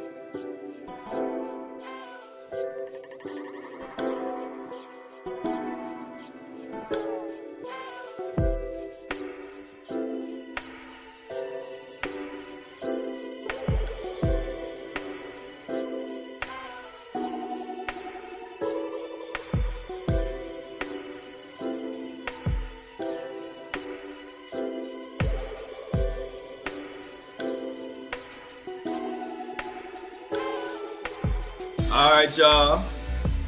Apple and Spotify is all up and going.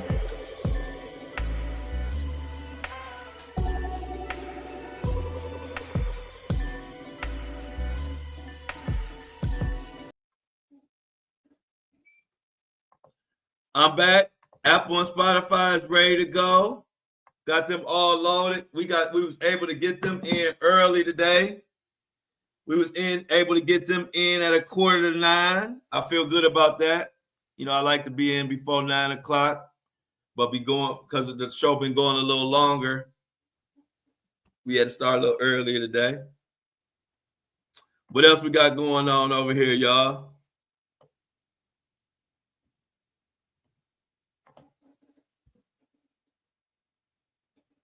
Amy over there connecting dots.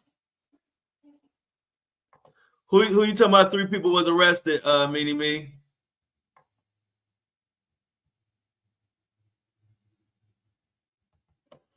Who got arrested, Meanie Me? You talking about Antonio Brown dropped spicy screenshot of alleged DMs with Sydney after she asked for financial help. He must be broke. Meanie Me said he must be broke.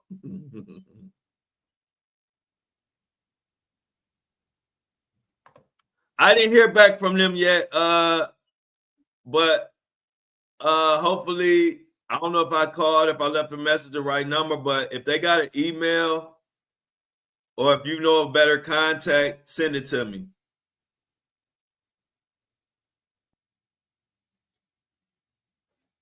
If you got a better contact, maybe an email or a direct number to somebody, let me know. They haven't got back to me yet, but I get on. I get what if you don't get something, I get in touch with them. But if you got a number or something or email, that would be great. It's going down. Oh, okay. So they said the abortion case in Houston, Jen said they arrested 3 people. Wow. Okay. So they got the ball rolling on that one, huh?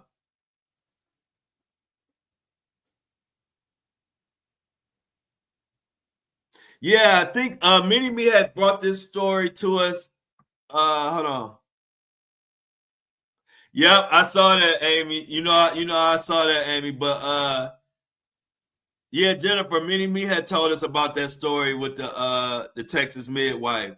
But I'm gonna look into some of the details because I ain't really followed up on it.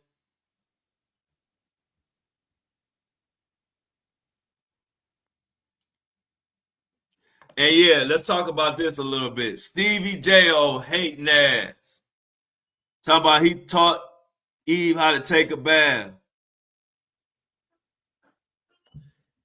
My question is, how old was Eve when he taught her how to take a bath? How old was Eve when he taught her how to take a bath? And was that bath, was it a baby oil bath? Or was it a water bath?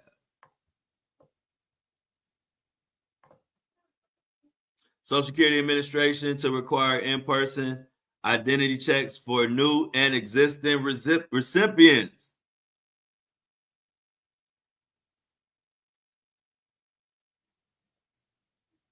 Why they bothering Social Security, ain't they? Look at what the boycott did, y'all. Target has lost $12.4 billion in value loss after the boycott. Shout out to y'all for the boycott.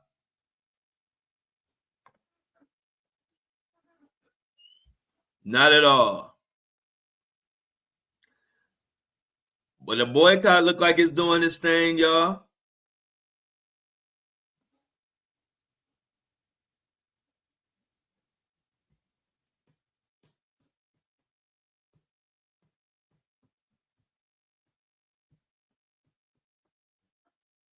Boycott looking like it's working out. But yeah, Stevie J. So if y'all know what we're talking about, Stevie J did an interview on, what was that, Vlad, I believe? Stevie J did an interview on Vlad talking about Diddy and talking about Diddy giving him money and talking about he taught Eve how to take a bath.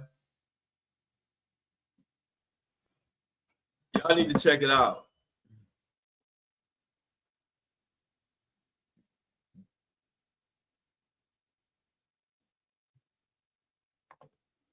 Wow. So Kobe said she was stripping at the time underage. I do remember the stories of that vaguely, but yep. Yep, I heard this story too. Michelle told the story about one time when Eve was drugged by an industry party. And if it wasn't for Janet Jackson, who knows? She might have been paid. You know, she is so embarrassed she was with that Stevie J. And Kobe says, yes, there is a video. Okay. So yeah, sometimes, hey, look, sometimes they say something in these interviews that they might wish they didn't say. They might wish that they would have, that Stevie J might wish he kept quiet.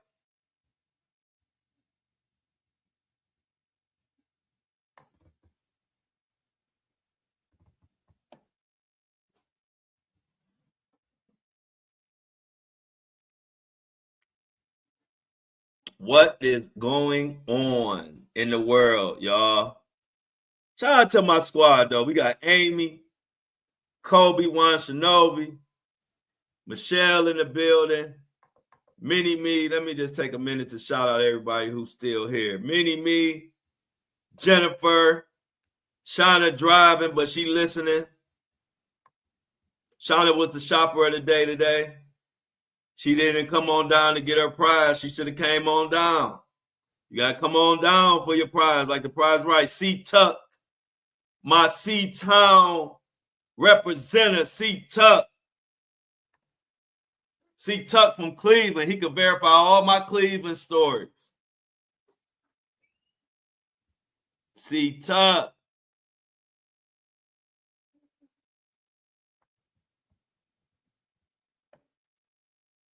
Okay, we got Lauren in the building. Lauren driving. Diamond definitely in the building. And Mini Me making her sister some homemade food. Mini Me in there cooking. Look at the flick of the wrist.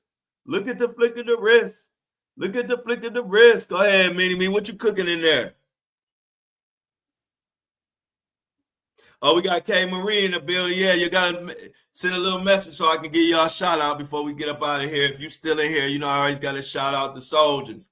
K Marie says she's still listening. She just getting ready for work. I like that because I've used podcasts for years to listen to while I was doing stuff, like maybe getting ready to go out or listen to podcasts as I'm working or trying to get or resting. And now it's funny to hear so many people listen to me as they like to help them get through their day or like to help the time pass. I love it. I do that all the time. I listen to podcasts all the time. So I'm always using podcasts like to help take up time when I'm doing stuff. And now it's so funny to see that so many people do the same thing with my podcast. That's so cool. A lot of people are either like listen to my podcast while they Uber driving or doing Uber Eats, or they listen to my podcast while they helping like assisted living situations, nursing homes. They listen to my podcast while they putting their makeup on. They listen to my podcast while they walk their dogs. They listen to my podcast. What else do they be doing? And some of them listen to my podcast before they like to go to sleep. And that's what I do. I listen to some of my favorite like talking podcasts to go to sleep. And so they reached out to me, y'all. They said they want me to do something for the comment app. And the app is a comment app where like celebrities talk and they be on there and people listen to them, like tell stories as they go to sleep. They want me to get on the comment app, like the comment app. They say I got a voice. They say people like listen to my voice to go to sleep. I'm like, I mean, I do that, but I ain't never know people did that with me. Well, if I can start early, I will. But 7:30 is the time. But if I can start early, I will, just because it helps get the Apple and Spotify people their podcast earlier. So 7:30 is the real time. But in cases that I can start early, I will start early.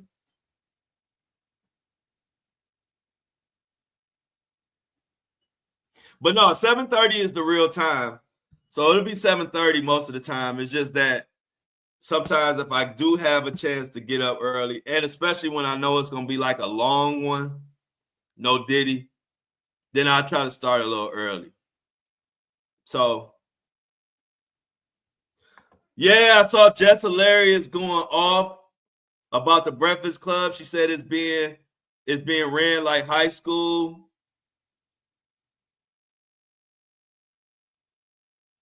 It's getting ran by she said it's ran like a high school. She said she never hated on the Lori girl, whoever the new girl is. Yeah, she was going off. What y'all think about Jess Hilarious?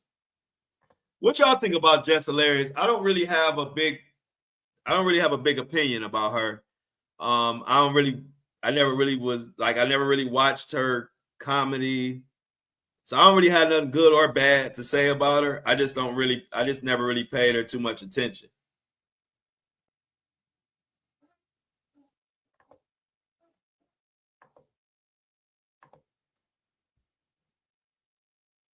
Yeah, I agree with you on that, Amy. I didn't think she would. Now that's one thing I did know. I didn't think she would be on there long. It didn't feel long term. Mini-Me says she don't know how to read and she a hater. Michelle said Jess is funny. I did see, that's what I'm saying. That's why I don't have nothing good or bad to say, because I did see like a lot of people did like her comedy. I just really never, really paid much attention to her stuff like that.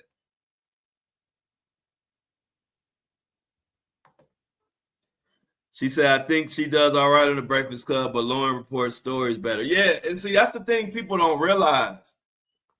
Being a comedian and reporting stories is two different things. You can do both, but they're two different skill sets. And so when you find somebody that's better than you at telling stories, it's not nothing you could do about that. Telling stories is kind of like a gift. You're kind of born with that. Either you know how to draw people in or you don't. It's not really something you could really do. Being a comedian is different. That's why I tell stories and people laugh as I'm telling stories, but I'm not a comedian. I just tell stories. I'm natural when I tell stories, and people laugh at that. But I'm not a comedian.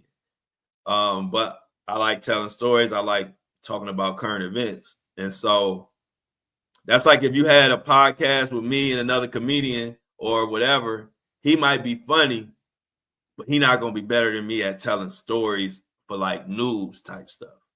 He'll be good at being funny, but telling news and sneaking some comedy in the news, that's a whole different thing. So I can see why Old Girl was better than Jess at it. I mean, it's not nothing. If somebody better than you at telling stories when it comes to news, that's just something they born with. It's not really much you could do about that. A lot of people said this, K. Marie. A lot of people said they liked them both. I did see a lot of people say I like them both on there for different reasons. They say I like the way Lauren told the stories, but then I like the Jess Hilarious comedy. I heard a lot of people say that. In fairness, I heard a lot of people say that. Yep, Lauren did work for on TMZ. Amy said she made skank ass faces to Lauren, and that may be a reason that they got her up out of here.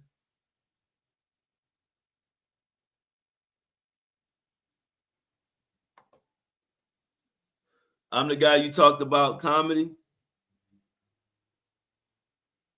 What you mean by that, Kobe? Family Matters is getting a reboot. I heard about that too. I don't have any details, but hey, Family Matters. So check it out, y'all. About that time. Let's get the I'm outs in the chat. We on our road to 100K downloads. It'll probably be Thursday or Friday, but we gonna celebrate to go from 0 downloads to 100,000 downloads and being a top 5% podcast independent is an accomplishment that even I can't really grasp it, y'all.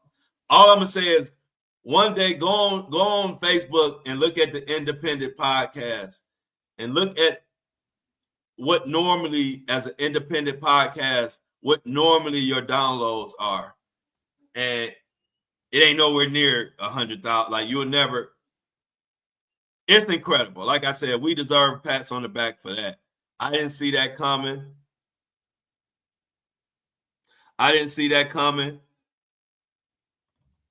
But we did it. Like Jennifer said, I'm out. Where the rest of y'all at? Y'all taking too long. Where the I'm outs at? Yes, Amy. Yes, we did that. It was definitely, I don't know how, but it happened, and we're gonna keep going. There you go, Michelle. That's a I'm out for your ass. Michelle, that's the I'm out. That's what I'm talking about. I like Jennifer's and Michelle, but Michelle came with the long one, no diddy. There go my boy Kobe. I'm out. Yeah, y'all. So 7:30. Sometimes if I can get in here early, I will. I love y'all, but I'm out.